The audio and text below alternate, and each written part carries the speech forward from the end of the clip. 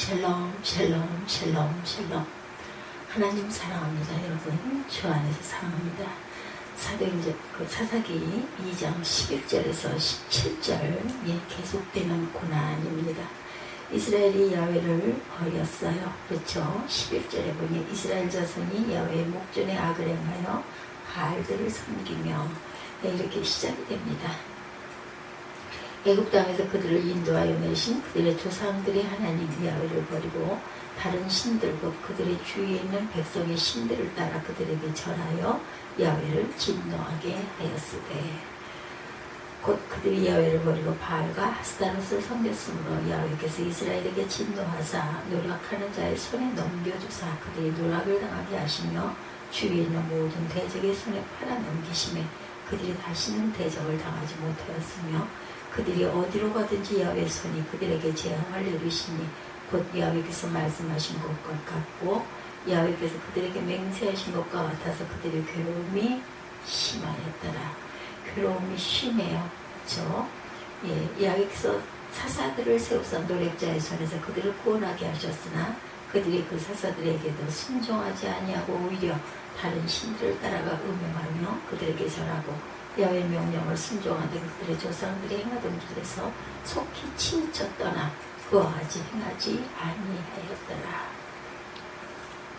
지난날 초대교회와 같이 우리도 불신앙의 죄를 회개하고 예수를 구주로 믿고 영접하게 될 때 성령이 임하시게 됩니다.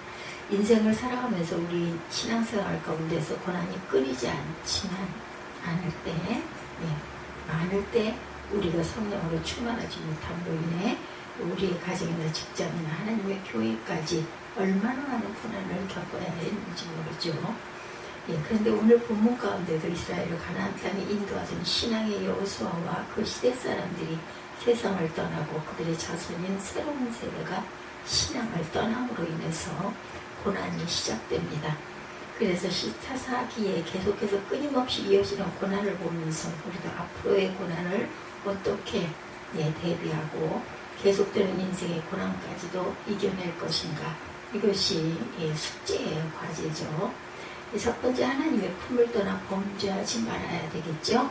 먼저 11, 12절 이스라엘 자손이 야훼 목전에 악을 행하여 바알들을 섬기며 애굽 땅에서 그들을 인도하여 내신 그들의 조상들의 하나님 야훼를 버리고 다른 신들 곧 그들의 주위에 있는 백성의 신들을 따라 그들에게 절하여 야훼를 진노하게 하였으되 하나님께서 화가 나셨어요. 너무나 마음이 아프셨겠죠.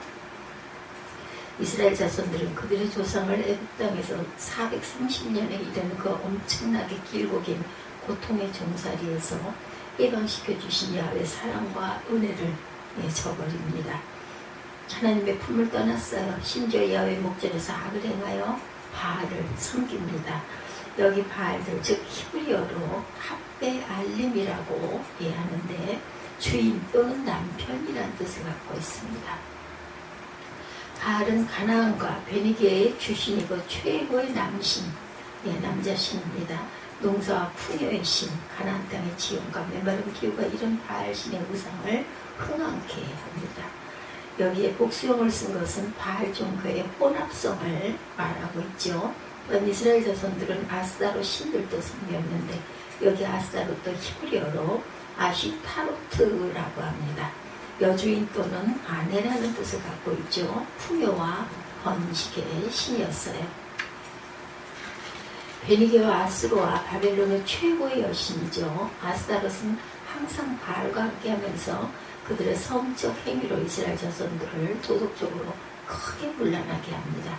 여기 아스타롯도 복수형을 쓴 것은 역시 혼합 종교로 타락하였음을 보여주고 있습니다. 이스라엘 자손들은 이러한 세속 종교의 쾌감에 빠져들어요. 바알신과 아스타롯 신들에게 절하고 우상 숭배를 함으로 하나님을 크게 진노하게 하였다라는 것. 말씀 마지막 때 우리의 신앙생활 가운데서도 눈에 보이는 이러한 유형의 우상을 만들어 섬기지는 않는다고 할지라도 눈에 보이지 않지만 하나님보다 더 사랑하는 무형 우상들이 우리 주위에 얼마나 많이 있는지 몰라요. 결국 이러한 것들이 우리의 신앙생활을 멸망의 길로 끌고 가는 것이다. 그런데도 그 토지주택공사의 간부가 아파트 투기로 걸리고 역세권 투기를 하는 강원도의 간부 공무원들 또한 20일 사단장에 이르기까지 수사를 받는 사건도 있었습니다. 관세청 산하관세 평가분류원 등 세종사로 이전한 공무원들이 청사 신축 및 아파트 특별공급을 통해 시세 차익을 엄청나게 불려서 얻었다고 하죠. 이에 대해서 취소 가능된 위법행위에 대한 법적 조치를 하라고 했다고 합니다. 언제까지 이렇게 세상 욕심에 빠져 살다가 인생을 망치는 것일까? 먹고 살고 주의를 하면 되지 그렇게 쌓아놓아 무엇을 하겠다. 그 많은 돈을 그렇게 착복해서 무엇에 쓰려고 어떤 선한 일을 하려고 그렇긴 하다면 그나마라도 어느 정도 이해의 여지가 있는데 본인의 주머니 착복들이 대부분이죠. 우리가 음란과 우상, 부정과 사욕과 악한 정욕과 탐심에 대해서 매 순간마다 십자가에 못 박아야 할 줄 믿습니다. 골로새서 3장 5절에 그러므로 땅에 있는 지체를 죽이라 곧 음란과 부정과 사욕과 악한 정욕과 탐심이니 탐심은 우상 숭배니라 이렇게 말합니다. 이러한 욕심과 욕망을 철저히 부인해라. 그렇지 않으면 이러한 주님보다 더 사랑하는 어떤 사람이나 물질이나 명예가 결국 우리의 신앙을 흔들어 놓고 우상이 되게 된다는 거죠. 우리가 또한 시험에 빠지게 됩니다. 하나님의 은혜가 메마르기 시작하고 축복이 사라져가고 행복을 잃어버리고 만다라는 것. 감사의 하나님 이런 책에 보니까 우리가 성령 충만의 증거, 찬송의 기쁨, 감사의 행복, 또 복종의 섬김이 있습니다. 감사는 가장 확실한 성령의 능력이며 성령 충만의 증거라고 말하고 있죠. 감사. 그래서 우리가 천국 백성으로 살게 하는 한마디 고백이 있다면 감사해요입니다. 감사, 확실하게 찬송의 기쁨이 에베소 5장 19절에 또한 성령의 충만이 에베소 5장 18절에 감사의 행복이 에베소 5장 20절에 18, 19, 20절, 21절까지 쭉 에베소서 말씀에 증거하고 있습니다. 현실에 결코 감사하지 못하고 만족하지 못하고 행복하지 못하게 만들어서 입만 열면 불평과 원망만 가득하고 험담과 비방이 가득한 지옥과 같은 삶을 살게 한다는 것. 그 결과는 하나님의 영광을 가리우고 살다가 어느 날 갑자기 인생을 끝내버리고 마는 불행한 삶을 살아가게 된다는 것이죠. 우리가 이런 것에 대한 생각을 깊이 할 줄 알아야 합니다. 이제 남은 여생이라도 우리가 이런 열심으로 성경 말씀을 받아야 하고 기도에 힘써야 하죠. 헌신적으로 헌금하고 부지하고 봉사하고 전도하고 또한 선교하면서 살아가야 할 줄 믿습니다. 얼마나 하나님께서 기뻐 받으시고 은혜 베풀어 주시고 축복을 주시는지 모르죠. 행복의 간격 속에 마지막 때 사명을 감당하며 영광을 돌리고 살아가십시다. 이렇게 장을 내려고 육신적으로 열을 내는 사람은 절대로 어떤 그 명예를 받으려고 애를 내고 욕심내는 사람들은 교회에서 어떤 이런 그 직분을 주지 말아야 되겠다. 당회가 병들고 썩어서 10년 동안 큰 전쟁을 치르고 다시 또 과거로 돌아가려고 하는 그러한 교단에 어떤 이런 비리적인 것들도 상당히 많겠죠. 그 때문에 우리가 이 말씀 마지막 때 사사시대나 다를 것이 무엇이 있겠는가. 항상 성경 말씀을 나와 우리에게 대입을 해봐야 합니다. 장어가 세상 명예나 감투가 아니죠. 난 주님의 복음을 위해서 모든 것을 드리고 십자가를 주고 죽을 각오로 헌신을 해야 하는 거죠. 이렇게 목숨 걸고 주님과 고통당하는 이웃을 위해 헌신할 각오가 되어 있으면 언제든지 주님 앞에 나와서 이름도 없이 빛도 없이 섬김을 하시면 된다라는 거예요. 그래서 우리가 이제라도 하나님께서 기뻐 받으시지 않고 사탄이나 기뻐할 기복주의, 인본주의, 세속주의, 바벨탑을 쌓으면서 세상의 물결이 너무 교회 안에 깊숙이 거세게 들어와서 영적으로 점점 우리의 신앙이 잠들고 우리의 영혼을 힘들게 해서 세상의 우상이나 섬기는 죄악 가운데 죽어가고 있었다면 이제라도 살아있는 동안 하나님의 사랑의 품으로 다시 돌아와야 할 줄 믿습니다. 한시라도 빨리 주님 안에 새로워진 믿음으로 주님보다 더 사랑하는 것들을 과감히 내어버릴 줄 알아야 되겠다. 요한일서 2장 15절에서 17절입니다. 이 세상이나 세상에 있는 것들을 사랑하지 말라. 누구든지 세상을 사랑하면 아버지의 사랑이 그 안에 있지 않고 이는 세상에 있는 모든 것이 육신의 정욕과 안목의 정욕, 경욕과 이생의 자랑이니 다 아버지께로부터 온 것이 아니요 세상으로부터 온 것이라. 이 세상도 그 정욕도 지나가되 오직 하나님의 뜻을 행하는 자는 영원히 거하느니라. 이 말씀처럼 하나님의 사랑의 품을 떠나 살던 견디기 어려운 불행과 고통 속에서도 더 이상 범죄하지 않고 하나님의 사랑의 품으로 돌아올 때 하나님께서 기적적으로 응답해 주시고 영원히 복되게 살아가게 해주실 줄 분명히 믿으시기 바랍니다. 두 번째, 고난 속으로 통해 자복하며 돌이켜야 되겠다. 항상 통해 자복했으면 어떻게 해요? 돌아서야 합니다. 무엇으로? 행함으로 나아가야 된다는 거죠. 항상 주님 앞에 온전하게 무릎을 꿇을 줄 알아야 합니다. 잘못된 것에 대해서는 얼른 내가 돌이킬 줄 알아야 돼요. 고난 속에서도 통해 자복하며 이렇게 돌이켜야 합니다. 14~15절이죠. 야훼께서 이스라엘에게 진노하사 노력하는 자의 손에 넘겨주사 그들의 노력을 당하게 하시며 또 주위에 있는 모든 대적의 손에 팔아 넘기심에 그들이 다시는 대적을 당하지 못하였으므로 그들이 어디로 가든지 야훼의 손이 그들에게 재앙을 내리세요. 함께 하시는데 어떻게 하려고 재앙을 내리십니다. 야훼께서 말씀하신 것과 같고 야훼께서 그들에게 맹세하신 것과 같아서 그들의 괴로움이 심하더라. 이렇게 말씀하고 있죠. 그들의 괴로움이 심하더라. 항상 우리가 생각해야 될 것은 뭔가 잘 되지 않을 때 왜 자꾸 이런 일이 일어날까를 생각할 줄 알아야 된다. 하나님의 품을 떠나 절대로 범죄하지 말아야 되고, 또한 두 번째로는 항상 내가 잘못된 부분이 어디 있는지를 되돌아보고 생각할 줄 알아야 된다. 그래야 통해 자복하고 돌이켜야 되겠다. 14~15절이죠. 야훼께서 이스라엘에게 진노하사 노력하는 자의 손에 넘겨주사 그들의 노력을 당하게 하셨다.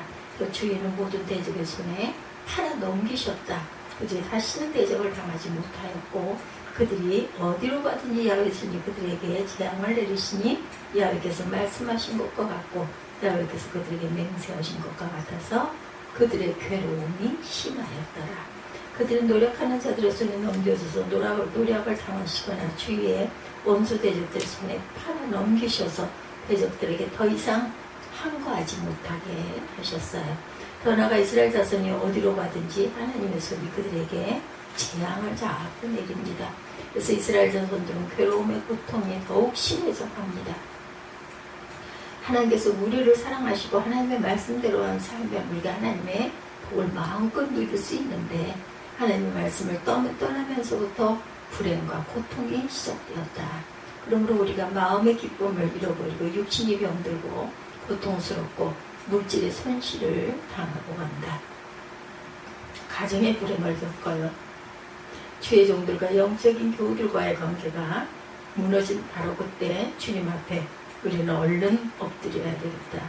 그리고 그러한 고통 속에 자신의 교만과 거짓과 불의와 폭력에 대해서도 한시라도 빨리 통해 자복해야 되겠다.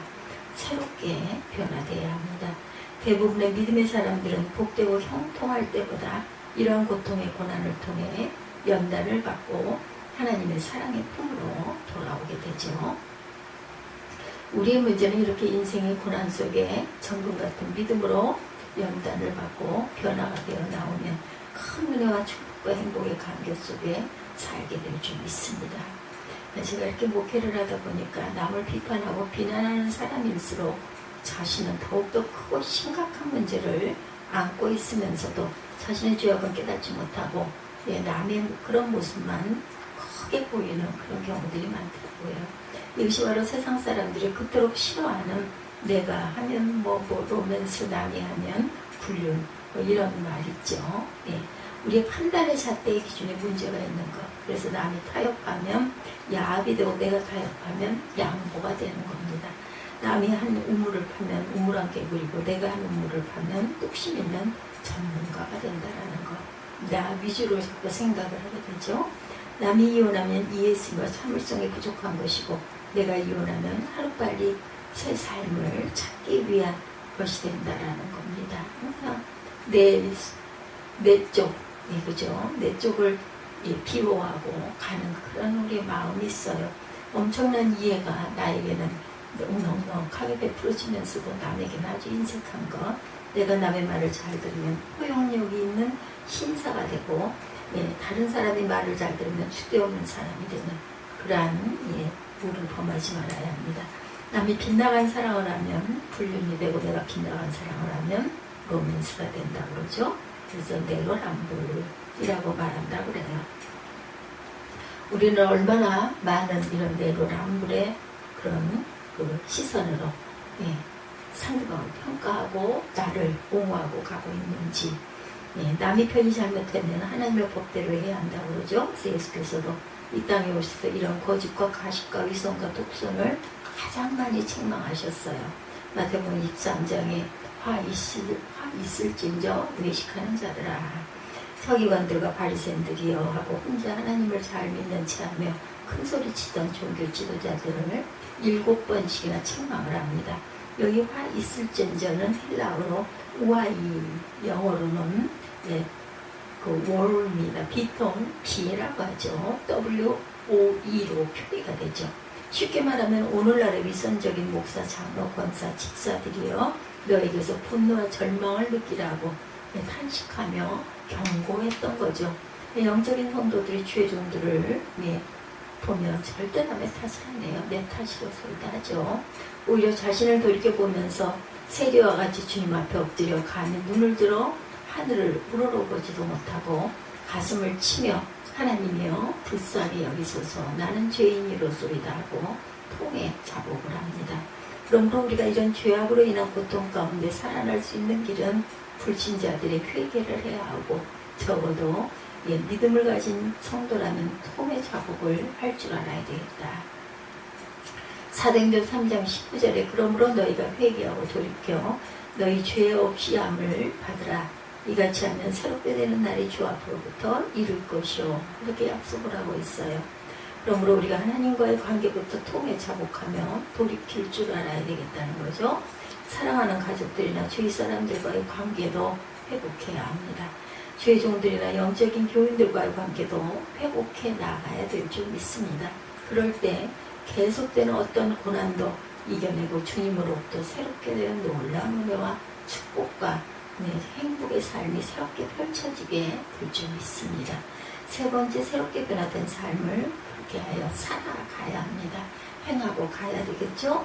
16, 7절입니다. 야훼께서 사사들을 세우사 노략자의 손에서 그들을 구원하게 하셨으나 그들이 그 사사들에게도 순종하지 아니하고 오히려 다른 신들을 따라가 음행하며 그들에게 절하고 야훼 명령을 순종하던 그들의 조상들이 행하던 길에서 속히 치우쳐 떠나서 그와 같이 행하지 아니하였더라. 이렇게 이스라엘 자손들이 회개하며 부르짖을 때 하나님께서 사사들을 세워주십니다.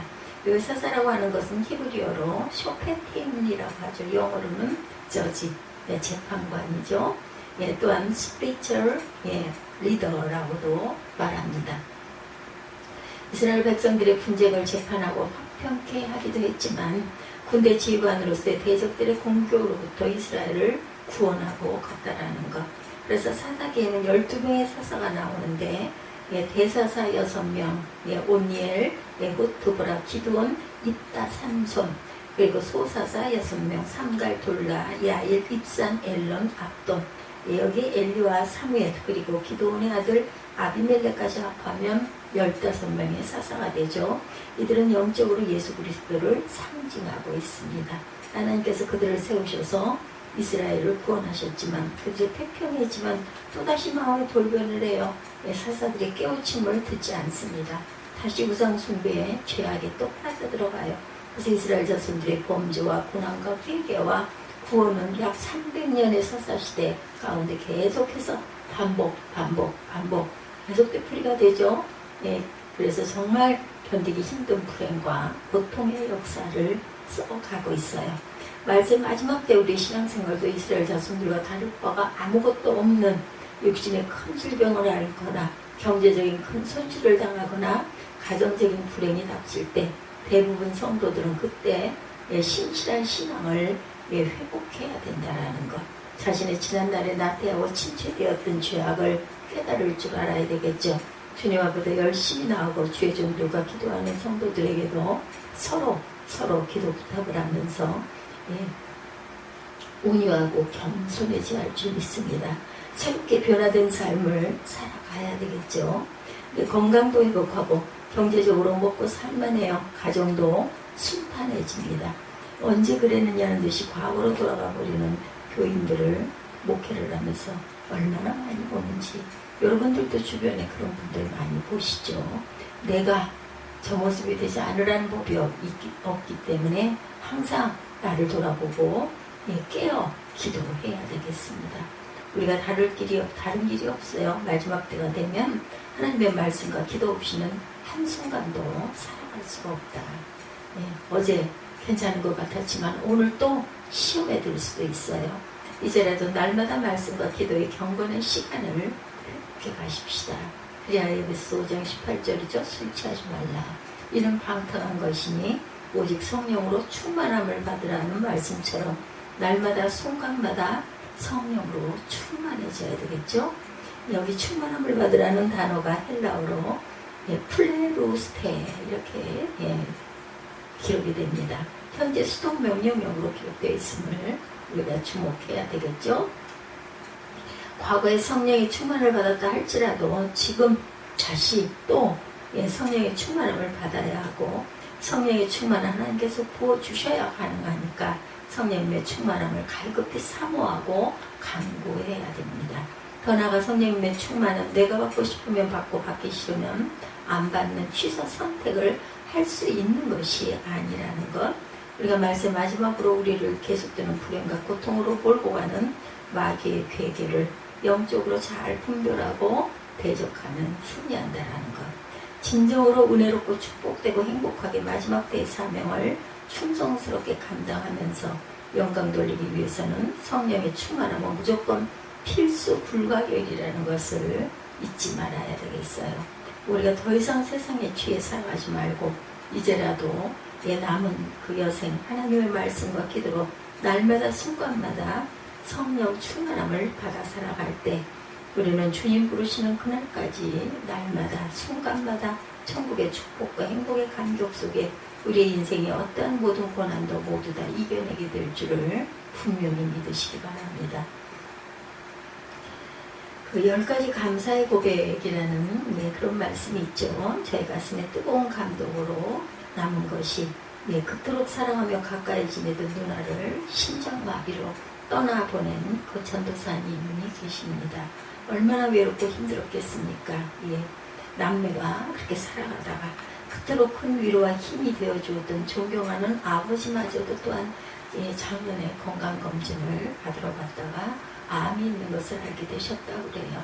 급속도로 암이 퍼져 갑자기 아버지도 돌아가시고 마음이 얼마나 충격을 받고 슬픔이 컸겠어요. 모든 게 다 무너진 것 같겠죠.